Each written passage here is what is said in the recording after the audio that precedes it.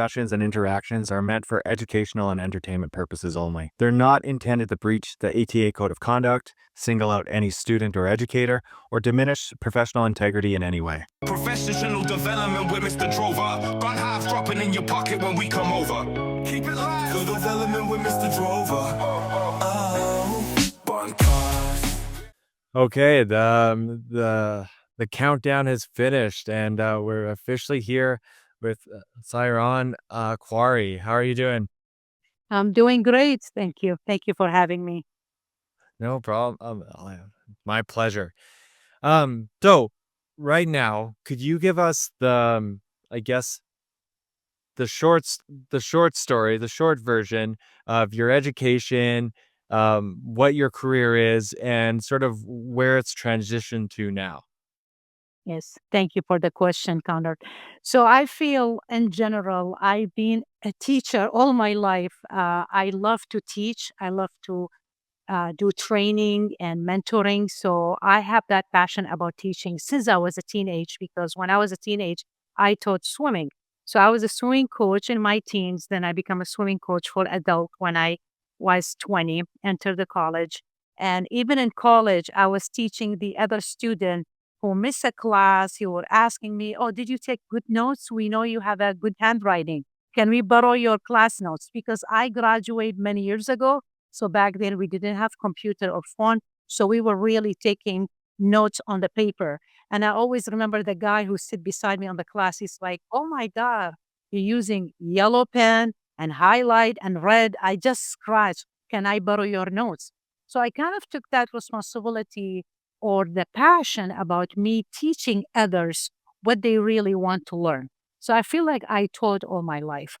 And when I went to engineering school, which is funny, I didn't choose engineering school. My father did, because back in the late 80s in Middle East, you don't get to choose what you love. Your parents will see what's match your personality. So really, I wanted to be in the medical field. I want to be a doctor. And my father said, "I don't see that. I see that you're going to become a very good civil engineer." So I said, "Okay," but I guess he had a vision. I started loving it. When I graduate, I thrive in my civil engineering. And when I moved to United States, I went back to school and I did my master in system integration. And right after my master from GW here in DC, I started my doctoral in engineering. But I took one semester, and it was, I guess, there was a calling for me that maybe the doctoral engineering that's not everything I could offer or leave an impact. I had an opportunity to mentor younger female engineer. So I fell in love with the mentoring and coaching. I put my doctor in freeze. I never finished it after one semester. And I went to ICF. I earned my coaching, ACC, and I started a business since 2017. Wow, that is um a journey. And you're the first person that I've talked to on this podcast that has been to school outside of North America, right? Yeah. So Yeah. when you first went to university, you said you mentioned like the Middle East. What country are you originally from, and what country did you first get your Uh, degree at? North of Iraq. North of Yeah. Iraq? North of Iraq. Uh, Yeah. Yeah. Okay. And how is like since you've been to both, because you went to university in the States a little bit. Yes. Yes. Um, what do you find that there's the difference between university overseas and university in North America? Of course, there is a big difference, and not just because of the location now, because of the technology. And I graduated in the 90s, which where there was no technology. There was no note taking by phone or computer. We were not even allowed to use a calculator. So in engineering school, if the teacher see the calculator in your hand, even if it's off, you get a zero on that exam. So even if you don't use it, so it's not just it's the location, the landscape, the dynamic of the technology is totally got evolved when I come to United States. And the reason why I see the big difference, because when I moved to United States, I knew that I can go only far with my bachelor. I can go furthermore if I earn grads and more education, to my knowledge. The engineering in general, it's changed around the world, not just in United States. When you see that when people said, "Oh, I'm a mechanical engineer," so you assume back then, my days, mechanical engineer is just a mechanical engineer. Oh, you civil engineer, you only civil engineer. The case different now because I work for the transit and I see that me having a bachelor in civil and master in system integration, you kind of have to educate yourself about every aspect of engineering. You cannot sit in a meeting when people start talking about environmental and you'll be like blank face, like what they are talking about. Oh, I'm a mechanical. I don't need to know about environmental. That's the case. It's not the case now. You have to know a little bit about every aspect in order to integrate your knowledge. So when you sit in a project, engineering project, you know the language. There is no question mark in your face. And I believe even in high school, I mean, you are a teacher, you know way better than me. You can't just sit saying, I'm a math teacher, but have no interest or knowledge, little bit about the other subject, because you are in the education institution. You kind of have to be, kind of have to have that knowledge abroad, right?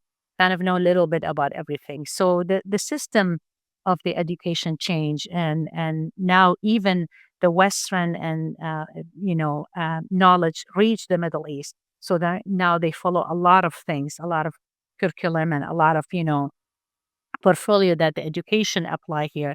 They use it in Middle East as well. Okay. Yeah. No, it's funny that you say you were talking about that because as a teacher, my profession, we're so embedded in the classroom.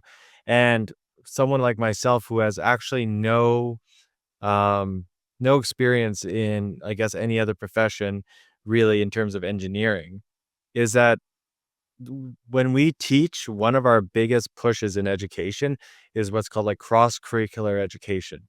So that means that we like to make project based learning by using multiple subjects. So in math class, or let's say science class, we would have a project to build a bridge.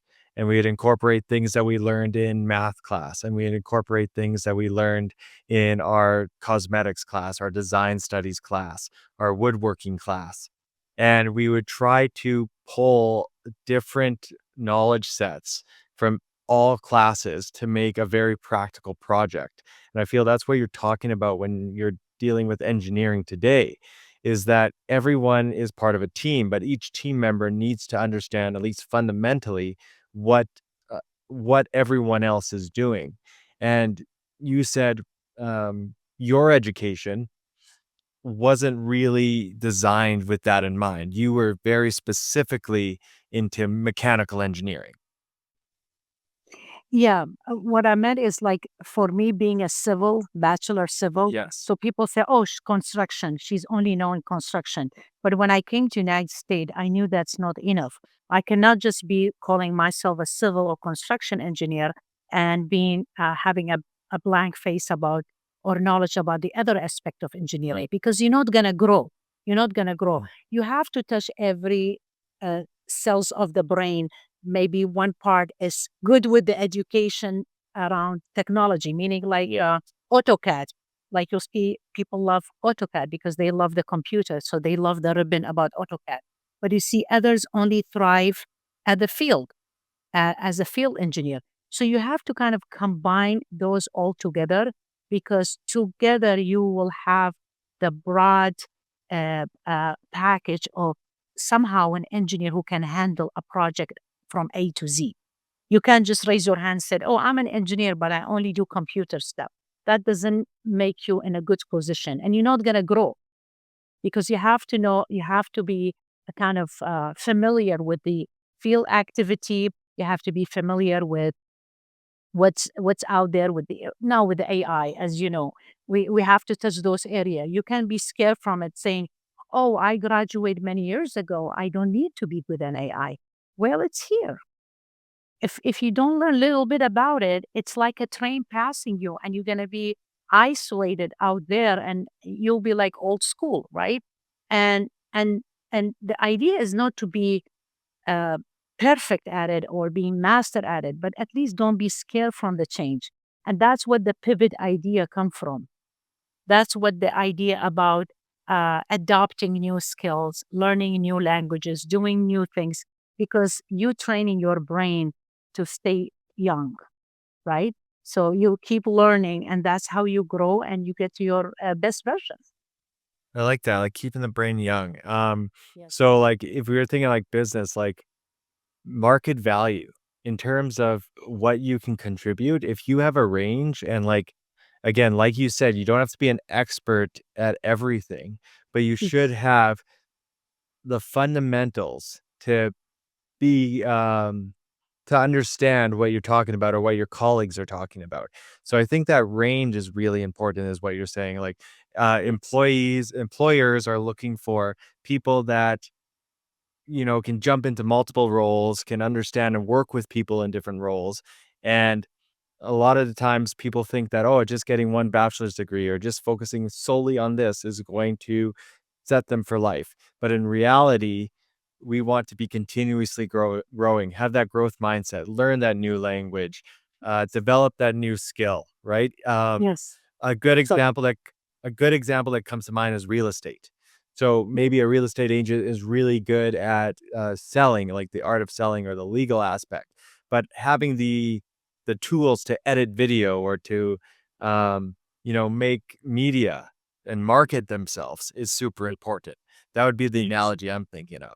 yes, it's all connected, and you will place, you will station, you will be in a place that you station yourself and come out as an expert as that skills. Meaning, I'll give you an example. You said about the real estate.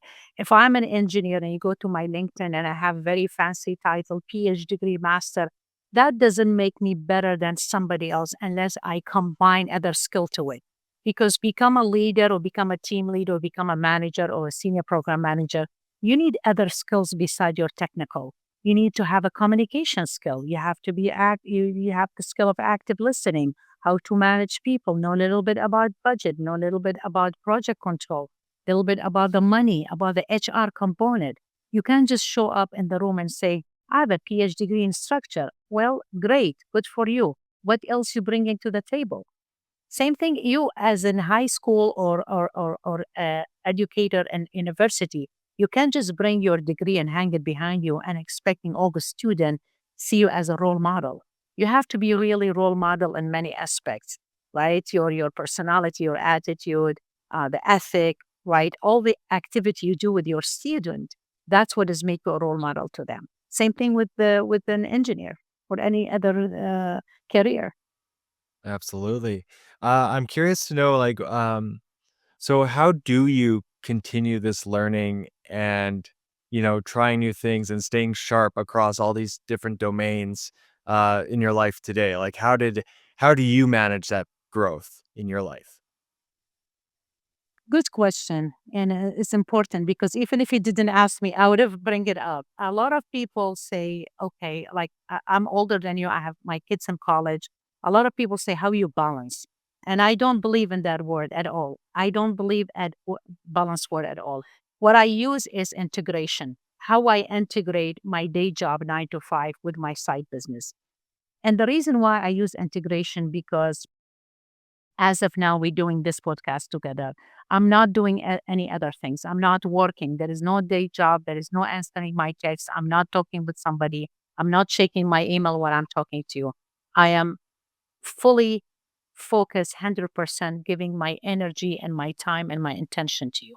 So that's integration because I'm done with something and I'm integrating this podcast episode after work, right? So it's kind of integrating. And also to go back to your question, I feel if I stop being curious and stop learning, I feel like my soul died because day job 9 to 5, yes, you pay the bills, you earn a living, you make money, but also if you don't have something that you really enjoy doing it, that something is really buried inside you. Like I call it hidden gem or hidden talent. Something really you have it inside you as a gift and not just passion, something that you act on. For example, you can be an engineer, but you draw very nice. Your art pieces is beautiful. So I tell my client, I'm not asking you to quit your job. Just bring that art to the service, celebrate it. Even if you don't sell it, show it to other. Have other people to enjoy that gift that you have. There is nothing wrong with being a doctor but loving doing music. Nothing wrong with being a lawyer and love to write. These are skills that you really have to cherish and bring to other to enjoy. So I integrate those and I feel like just doing a 9 to 5 job to me is never enough. I always want to have that sense of belonging, a feeling of impact. What I have done today. Did I make any difference? Did I put a smile on somebody's face? Did I change a perspective or I train or I teach someone, even if it's a small, small thing? But when I go home, I feel better. It's not just earning a paycheck, it's making a difference, each one of us in our area. Now you're sounding like a teacher. Yeah. Yeah. I lost thing I told you. Yeah. And I do like that. And I think that the biggest thing I've had, because we all have our sort of side gigs. Like I'm a very, very competitive runner. And I'm Yes. obviously a podcast host and a teacher. So those are very big ticket items that take a lot of work. They take a lot of commitment. They take a lot of time. But the number one thing, and I see if you agree with me with this, is that you can make the time. Like there is time that you can take away from scrolling on your phone. There's time you can take away from watching TV. There's a lot of hours in the day. There's 24 hours in the day. And I feel like if you do utilize them, you can make a lot with what you can make a lot of things that you want to make. And I really like that message, that integration that you're talking Yeah. about, right? You're not sacrificing anything, you're integrating, you're using your energy wisely.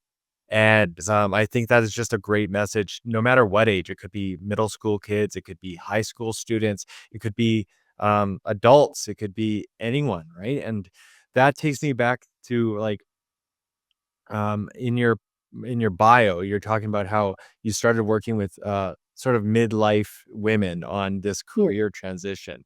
Could you talk Yes. a bit about a little bit about that, and how, because I'm assuming it's a lot of stuff that you just told me, but how does that sort of work?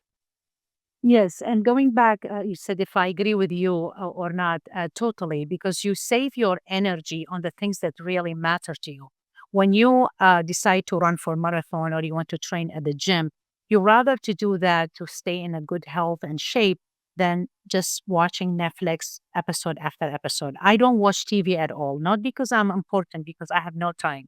By the time I do other things in my business and doing dinner and cleaning the kitchen, it's already 10 o'clock. So I have no time to sit on the couch and watching Netflix. Maybe when I'm retired and get older, maybe I'll do some here and there. But going back to what you said, it's true because when I when I changed my niche to midlife, I had to pick midlife because I'm in midlife. So I know exactly how women feel when they hit their 50. So going back to again to the point when you said don't waste your time scrolling on the phone. When you hit your 50, you will be so stingy with your time. Yeah. You will rather to spend your time so wisely on something fruitful. And I don't mean something just bring you money, something that bring value to your brain. Money is important. We all need the money to pay the bills. But you just attending a concert or you watch a game with your friend, something that make you feel full and the value, right? And instead of just sitting and watching TV nonstop.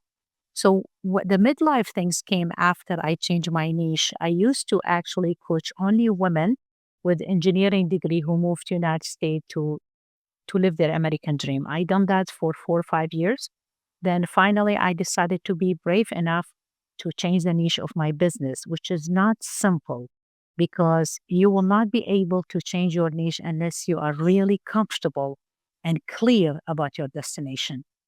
And the reason why I'm thriving on this niche, because I am not someone who just turned 25 talking about midlife. I'm in midlife. And I'm a woman of career, 9 to 5, who had a side business. So when my client come and they said they are, let's say, in IT and they make good money, but they love to write, I know exactly how they feel, how to thrive in that writing side business, how to have it as a side business in Instagram and just make little bit money here and there. But they feel alive because they bring that hidden gem to the service. So I'm no way asking them, oh, you are in IT, but you love to write, quit your IT job. No, their IT job pay them 200,000 and they have kids, they are taking care of a family. But when she or he become a writer and down the road his book make 5 million, they will quit without coming back to me, right? Because their book make $1 million. But my goal or my guidance around is do not brush off that talent. Don't every time you think about it, don't brush it off. Don't say, oh, I'm an IT. So what? I love writing. I would just put it right there. I'll just write something and leave it. No, don't. That's your hidden talent. That's your gem. Don't bury it inside. We tend to bury it until we hit 50. The reason why, because we raise kids, we pay the bills, life take us, in-laws and aging parents, life take you away. But when you hit that 50, you say, okay, now what? I really need to bring that gem again. I need to celebrate it. So this is this is what my business is about. Yeah, I love that. And I love that you're trying to help people get there because as a coach, just like you, and an athlete and a producer, what Yes. I think about is that I need an outlet. I need a hobby that allows me to express myself, allows me to do what I love. And yes, like in a perfect world, your work would be that. It would be everything that, and like, don't get me wrong, I love teaching. I absolutely love teaching. But there is certain things that I want to do at such a level, a scope that is so much larger than my responsibilities as a teacher. So, yes, I could teach film production 1 block a day, right? But again, my focus is on those students, trying to teach them, whereas I need an outlet that I wanna do my absolute best. I wanna do projects. I don't wanna mark projects, I wanna do the projects.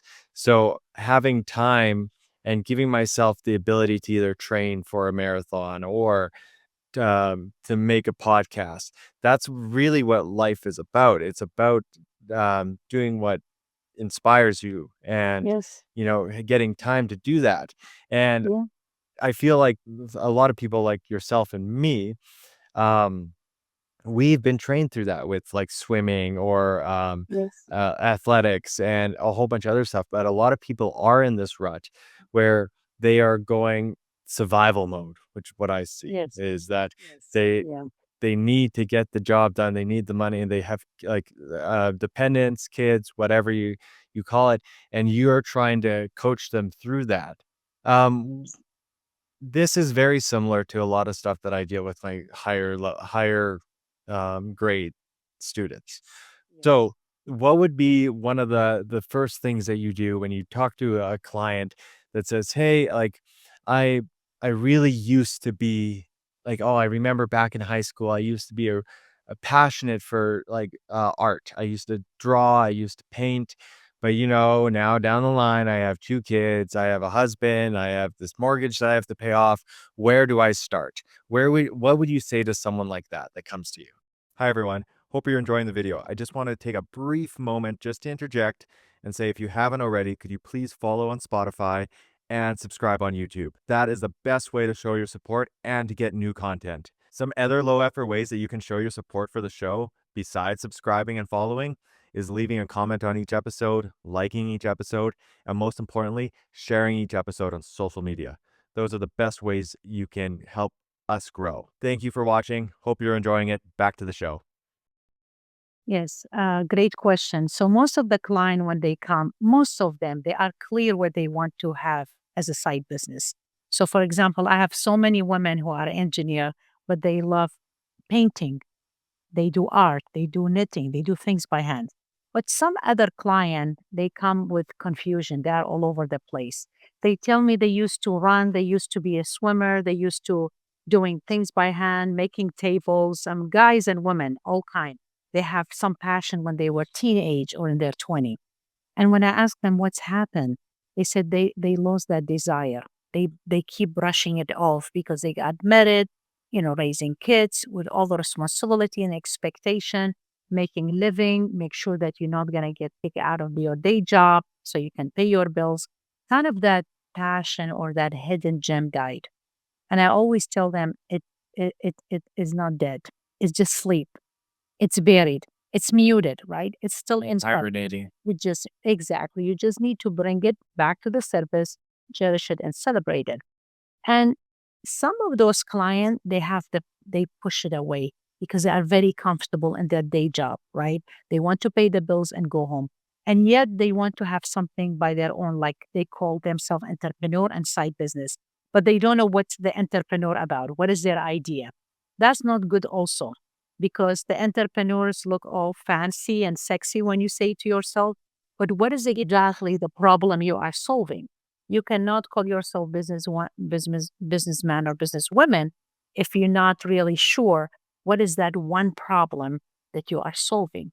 That's what entrepreneur is. What's the problem? What is the issue what is that product or service that you're offering to client that's solving their issue, right? Either it's an app that's make a better life for your client, or is in a service as a coaching or training or teaching or teaching others. So going back to your question, I feel the discovery call is not enough because you need to go deep down to that client. They have something in their 20, but they are not sure if that's really the thing they want to make as a side business. So you have to ask a lot of questions, go deep down. We call it in coaching peeling the onions. You keep peeling the onions and asking, going deep down.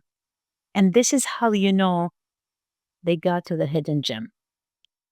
They keep talking, and the minute their body language changed and their eyes lit up, and they just had a smile on their face. And they said, you know what? When I was doing this with my brother, and you'll say, oh, wait a minute, what you were doing with your brother? Oh, you're making those. We were bringing the wood, making tables, things by hand. That's the hidden gem. Because the minute they talk about that side thing they used to do, the whole things in the whole body change. Their even voice tone change. They become happy. And that's what is your hidden gem, because you see some people who write, people who paint, you leave them in the basement on the room and you check with them after 4 hours. You tell them, you've been in that room painting for, oh, is it been 4 hours? They lose the sense of timing because they are really in it. They are really enjoying it. You have to remind them it's dinner time. Oh, really? Is it 4 hours I've been painting? That's the hidden gem. Yeah, because they enjoy it so much, their soul and their brain in alignment. Their brain talking with the soul talking, it's both in alignment, right? So they don't they forgot the sense of timing. They just lose the sense of timing. And their face lit up, they are smile, they are happy. And I always tell my client, think about it this way. If you are not happy at your day job, 9 to 5, this is why I like you to have your hidden gem as a side business. Because instead of you complaining and whining about your boss that you don't like, you will look forward for the day job to finish so you can go and start your side business. You'll look forward for the weekend for that exhibit or for that networking or for that event or conferences that you really enjoy, that you thrive your business there. So instead of being miserable and talking about how miserable you are at your day job, let's work on the side business. Hopefully, you make it so strong, you build it in such a strong foundation. When you get to your 50 or late 50, you can leave your day job and make your side business your life. Well, So that's how I go. That's the dream, right? Imagine a full-time podcaster, like one day. Yeah, that'd Yes, be you will. amazing. You will. I can see that on you. I can So see that. what I think like again, really the probing aspect of it is not too unsimilar to teaching students. It's like they have something and but you try to get them to articulate it to you, and when they articulate it to you, they articulate it to themselves. And they break down all the guck, all the BS, and then they comes down to what they actually really enjoy doing. And I think what you're trying to say here is like your main job is like, okay, you got their element. They're in their element. They're excited. This is what they want to do. And then you, I guess, would work with them to figure out, okay, this is what you do. You're a really great artist. You're a really great video editor. How can we use that passion? How can we make that passion into a product or something sellable or something Yes, that monetize. can make value, right? Monetize it, right? Monetize it. Yeah, yeah, yeah. True. And like I said, some of them they are clear. What is that hidden talent? Some of them are not. So some of the client take longer. Some of them they said, I don't have any passion. I said, what do you mean? Oh, I go to work and come back. There is no such things. Everyone in the world have they are skilled at something better than the others. You might be good in art and teaching. I might be good in technology. So you cannot agree when people said, "Oh, I'm not I don't have skill in anything."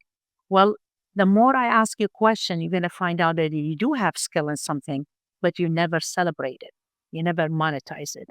This is why my coaching session with the client, as much as I want to stay away from engineering term, it's keep popping up when I tell them all you need is three pillars in my coaching. The three pillars I use engineering metaphor. Clarity is the foundation. So when you clear what is your hidden talent, you already build a strong foundation. Strong foundation, the building will stay up, right? So clarity is foundation. The action is the building, is the door and the window and the wall.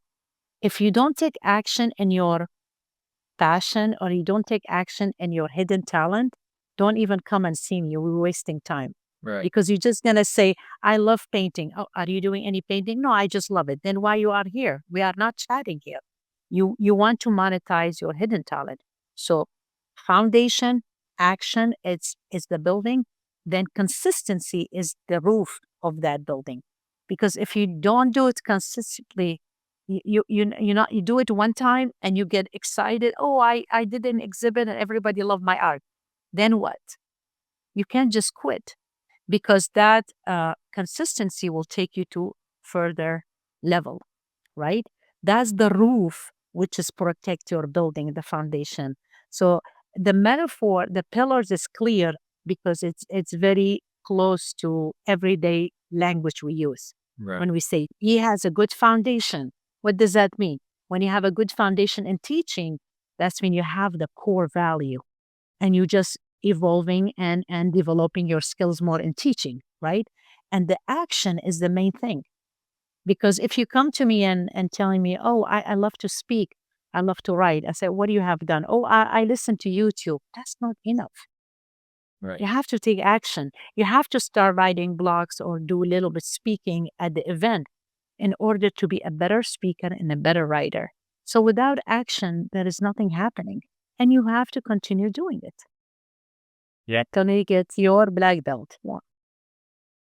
I, Yeah. I really like that because it does mimic a lot of like running and training protocols, but the consistency. I like the clarity, action, consistency. It's a big thing. What I do find a lot of people have trouble with is the third one, the consistency. And I was wondering, how do you combat when the novelty wears off? So, I've had it where you really get excited for something. Let's say you want to make a video or something like that, and you do it. And then the next time you've already done it once. So it's like it's not new anymore. You still have a passion for it, but it's not new anymore. And there is when you're making a business, no matter if it is your passion, there's going to be mundane things. There's going to be tedious work. There's going to be aspects of that job that are no longer fun. They're not novel, right? It's the responding to emails, it's the correcting your spelling, stuff like that. How do you get clients to continue that consistency once the initial novelty has worn off? Very good question, Conrad. So the consistency come when you are really committed. You are not just dreaming. When you do it once and they celebrate and cheer and clap for you, that's just you dream about it, and your ego is like, oh, I'm a good artist, I'm a good speaker, and is but if you are not committed, you're not going to continue doing it. And the commitment is the difference between wishing to do it or committed to do it. And that's the very first question when they come to the session, to the complementary session. I ask them, are you committed towards that business or you are dreaming about that business? They said, it's both. It's not both. You're dreaming, you just dreaming, and you wake up, it's a dream. But if you are committed, you're going to put all your energy, 100% to make it happen, right? So I feel like going back to your example when you said you do it one time training and you get excited and it's go away. That's happened to all of us. Everybody go through that. You get excited once, you get that sparkle and said, "Oh, I see all vivid color." Then it's go away. It's an inner job. I cannot do that for my client. I cannot hold their hands and go do things for them. I guide them, but if they want to be a speaker, what I do as a coach, I will make them speak, meaning I will introduce them to an event and I make them speak. They will be so uncomfortable. And I always tell them, I'm a coach that you hate in the beginning, but you're going to love and thank towards the end. So I'm not going to make them lose saying, oh, you're going to be a speaker? Good. Did you take the training on speaker? Then you are good to go. You pay me, let's go. No. What I'm going to do with the very first early stages in my coaching, if they want to speak, I'm going to put them on the stage and they will be uncomfortable and they might not do well. But guess what they do? They crack the code. They took the action. And this is the consistency happen. They see that, oh, I'm excited. Oh my God, I don't have that fear from the stage anymore. I'm going to do it more.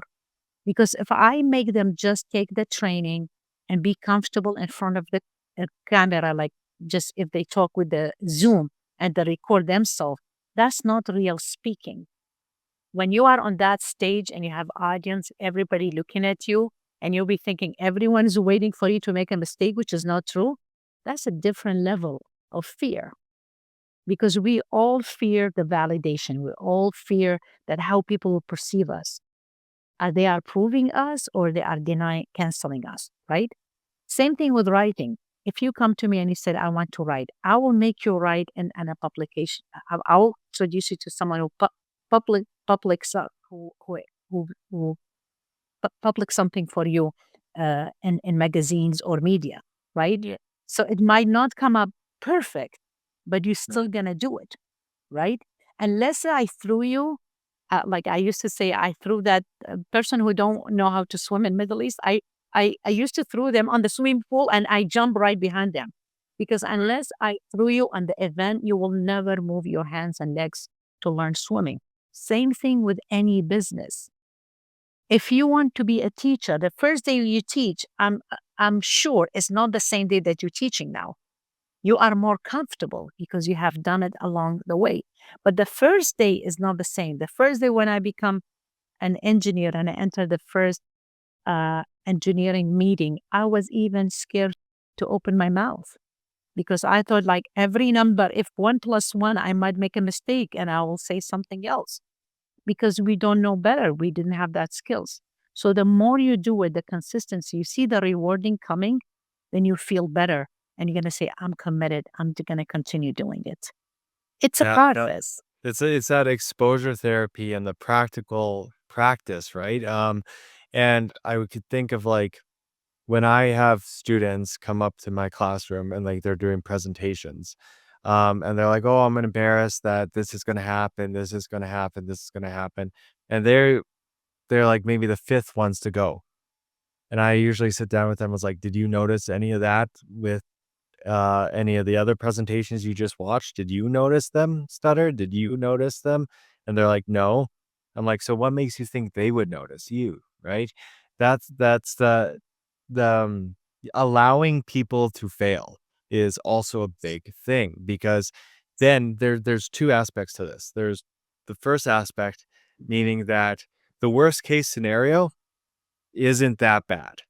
Uh, Yes.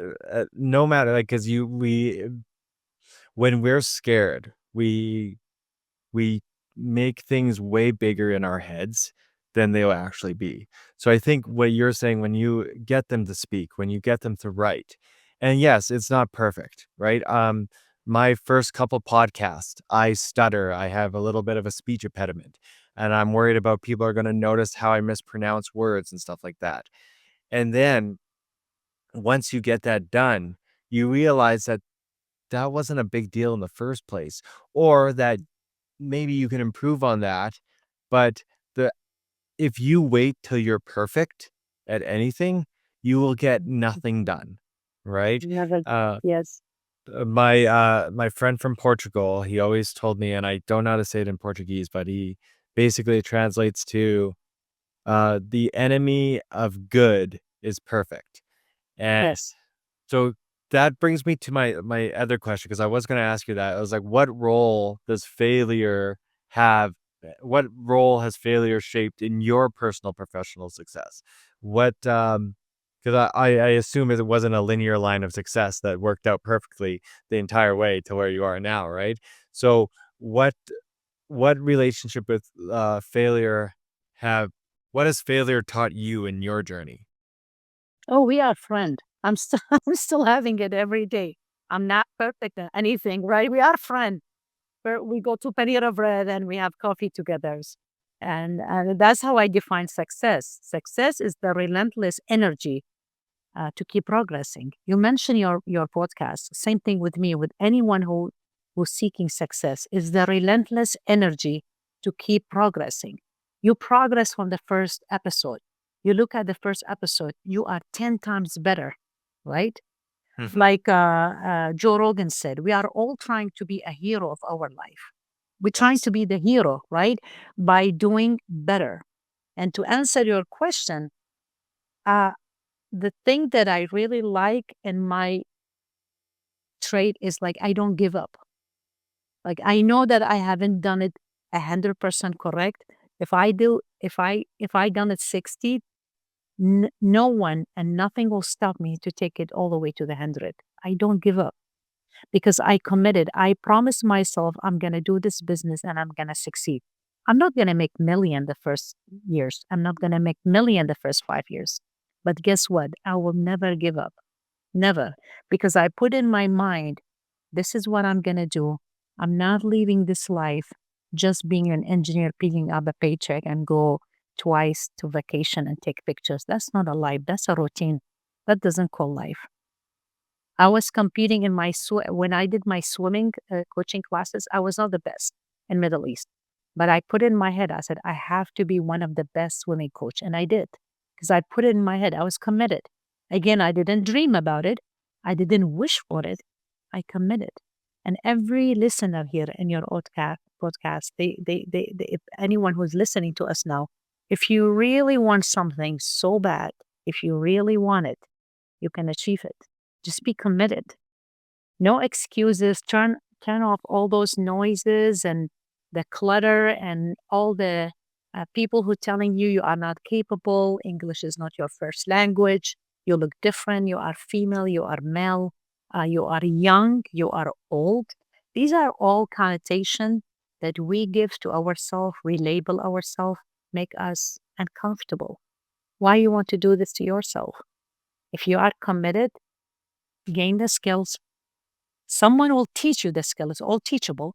It's all teachable. I didn't wake up one day and I was a coach. I took coaching classes. Someone teach me coaching and mentoring.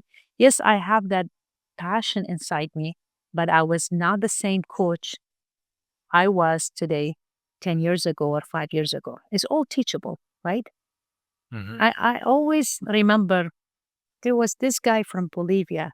He was a teacher. Jamie Escalante from Bolivia. I think he's an American educator. He always say, teaching, touching lives forever. And it's true. Teaching does touching life forever. I think they have his story. He passed away now. They have his story in the 80s in a movie called Stand and Rise. I need to see that movie because I hear about this. It's very good. And it's true. What he said is true. Teaching do change life forever. There was someone who called a mentor who teach me to be a better version of myself. Then I have another mentor who teach me something else. It's a process. I didn't have this confidence when I came to United States. I was 26. I didn't know anything. All I knew, I'm a civil engineer, and I thought, oh, everything will be open for me. All the doors. There is a red carpet. No one came. No one even say hi to me. Like, go back to school. What is that English? You need to improve your language. You need to, earn more degree. You want to be more capable. You want to be competent. And that competency grant me confidence. Being a competent mean you are confident, right? Do you think, because what you're really talking about is like resilience, right? Like the ability to just keep going. And then you talked about like some mentors that you had. Do you think mentorship plays a crucial role in that? Do you think people should be seeking out mentors rather than just, I guess, going to like the normal education classroom? But do you think that mentorship, like one-on-one mentorship or like a coach, like, do you think those are crucial to building that resilience that you have? Good question. And it's go back to as I think they asked similar question to Robert Greene, the American author. They said, "What do you think about mentorship?" And I will tell you his answer when I agree with him 100%. Mentoring is kind of like a shortcut to a quicker success. It's nothing wrong with you reading, learning, and taking classes. It might take a little bit longer to reach what you want. Mentorship, it's like it's not a quick fix, but it's a better guidance. People been in that place before you. So now when I mentor a younger engineer who just graduated last June, she's 23. I know how she feel as a 23 younger engineer because I've been there. So when I mentor her, I guide her what it's work and what it doesn't work because I've been in that path. Yes. Even like saying it almost like a shortcut, almost it's almost derogatory, but like the way we want to think about it is like mentorship is a more efficient way of learning, right? Because there is so much information out there. There is so much things you can learn. But if you look at someone that is 20 years ahead of you, 10 years ahead of you, they have a very specific knowledge set that would Yes. be Yes. of great utility to you. That because I find a lot of learning is sorting. You have to sort through the stuff that's important. Yes. Whereas a mentor really focuses you on that, like the main stuff really efficiently. Yeah, focus. You just said it. It make you focus on the important stuff because we get things all over the place and now the information is everywhere with social media. But the mentor, they make you focus in your target and they see things on you that you don't see it and appreciate yourself. Like sometimes when I coach younger women, not a midlife, like in their early 30, and they keep saying they are not good engineers. And when I ask them how you know you are not a good engineer, they said we don't have a title. So I have to correct that perception to them because they think they are only good engineer if they have a fancy title. Right. And I have to explain to them what the title do to them and what is the real value, what is really the core value they have will take them to that title. So again, we are guilty of slowing down in our process because we give ourselves a narrative and a negative connotation that make us slow going to our target. No one is thinking about us failing or succeeding. It's our own story. It's all inner job. It's all inner job. Yeah, because everyone's has their own inner thing. Their thing, right? Everybody do their own thing. Try to not be self-conscious because, you're your biggest advocate, and you are also your biggest critic, right? Yes, Um, yes, yeah. Um, yes, so I really like that, and I really like all the things you're saying are the stuff that we are trying to encode right now into our students from either grade 7 or grade 12. It that self advocacy. It's that it's not about the grade. It's about learning the information to do the things that you want to do. Um, uh, Sairan, I really want to share with people where to find you and all your places where they could contact you if they wanted coaching, or how they could contact you or find out more information about what you do. Could you share all that stuff with us? yes, great. Thank you, Connor. So, if for any listener for your lovely podcast, if they mention your name and your podcast, they will have 15 minutes complimentary on both platform, the LinkedIn and the Instagram. So I will give them a clarity session, 15 minutes. I'll tell them what is missing in their LinkedIn to make it more appealing, and gaining more confidence and gaining more promotion and tackling a bigger stages for themselves. And if they want to have a side business, I will give them also to the same client 15 minutes complimentary on Instagram, how to start from zero, not spending any money, just how to start a page, how to bring their passion and core genius and that hidden gem in a way that they can celebrate it and monetize it later from a side business to maybe to their career forever. Beside that, I also have coaching packages for midlife women. It's only 28 days. It's a coaching session for group and individual. And it's 28 days because the last 2 days of the month, you're going to celebrate the clarity, and you're going to be able to open something that you really love, that something that you really born to do it.